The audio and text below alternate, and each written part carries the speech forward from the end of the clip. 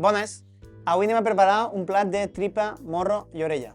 Però en aquest cas anem a canviar-ho. A més de ser de porc, serà del porc del mar, l'atún roig. Doncs per esta recepta utilitzarem 3 ingredients de la tonyina. ¿Vale? Per una banda, a canvi del morro utilitzarem el secret, que ve a ser una part que està just sota o detrás del paladar. Ve a tindre un puntet més magre, com si fos la tripa. Per altra banda, pel morro utilitzarem la pell de l'atún. La pell de l'atún té molta gelatina i és molt similar a lo que és la tripa. I per altra banda l'orella. En aquest cas tenim l'orella d'atún també, que ve a ser un cartílag que tenen just detrás de les branques. Té una part magra també i una part molt cartilaginosa que ens vindria a recordar o bé a l'orella o bé als peus de porc.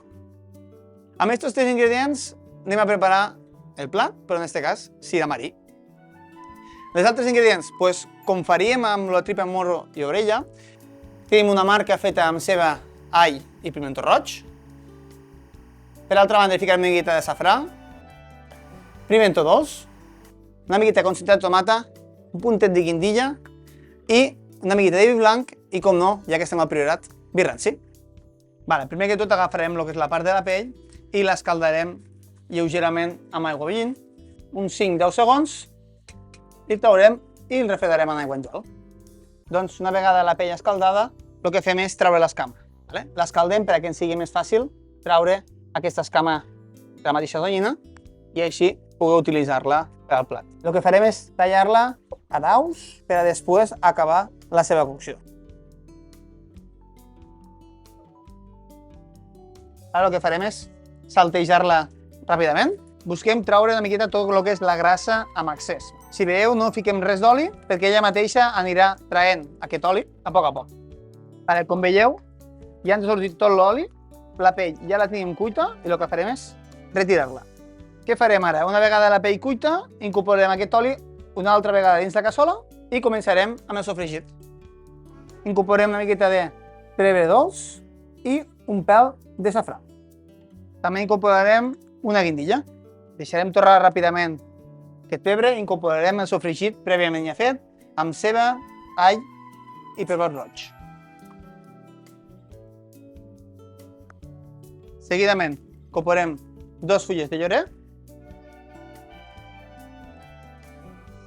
una mica de vi blanc i vi ranci.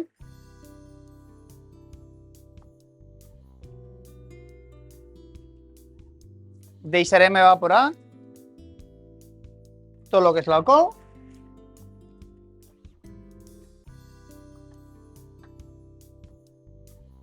i incorporem ara una mica de concentrat de tomàquet.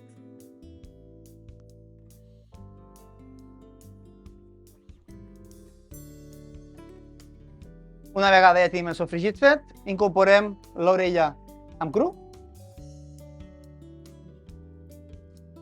i la courem lleugerament.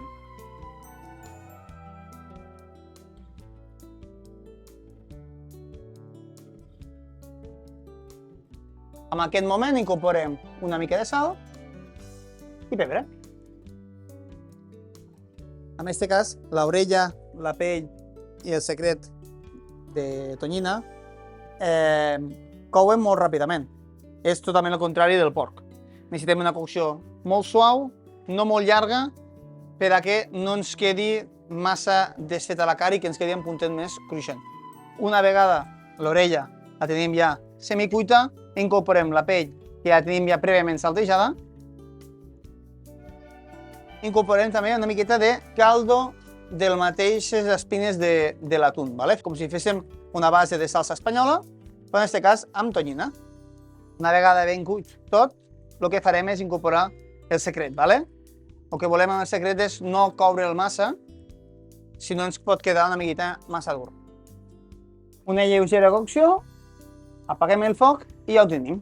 Per aquí aquest plat de morro, orella i tripa, en aquest cas pell, orella i secret de tonyina, que el que han fet és fer unes lleugeres coccions per treure la grassa i per coure lleugerament el que és el secret i l'orella, i han fet un sofregit amb una mica de cebeta, allet, pebrot, pimentó dolç, conserves de tomàquet, una mica de safrà, guindilla, vi blanc i vi ranci.